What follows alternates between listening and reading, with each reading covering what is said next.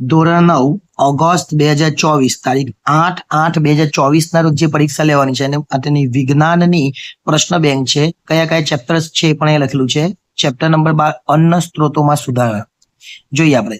જો એ તમને આપેલું છે પહેલા કુલ 15 પ્રશ્નોમાંથી 3 પ્રશ્નો પૂછાશે એવું લખેલું છે. 15 માંથી 3 એટલે અહીંયા ટોટલ 15 પ્રશ્નો આપેલા. 4 છે, ત્યાર પછી બીજા નીચે પાંચમો છે, 6 7 8 9 ટોટલ કેટલા પ્રશ્નો? 15 માંથી 3. એ જ રીતના એક પ્રશ્ન એકની અંદર બ ની અંદર અહીંયા 10 પ્રશ્નોમાંથી કેટલા પ્રશ્નો પૂછાશે? 2. અહીંયા 1 2 આપેલા છે, ત્યાર પછી 3 4 5 6 એમ ટોટલ કેટલા? 10 પ્રશ્નો, એમાંથી 2 પૂછાશે.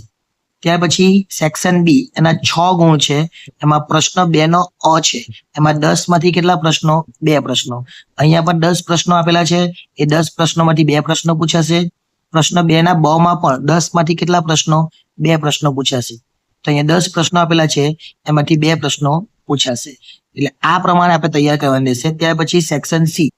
સેક્શન સી પણ કેટલા માર્ક્સનો છે? 6 માર્ક્સનો. એમાં પ્રશ્નો 15 આપેલા છે, એમાંથી 3 પૂછાશે.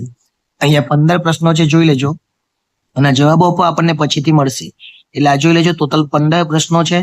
આ 15 પ્રશ્નોમાંથી 3 પ્રશ્નો આપણને પૂછાશે. ટોટલ 15 છે, એમાંથી કેટલા પૂછાશે? 3 પૂછાશે.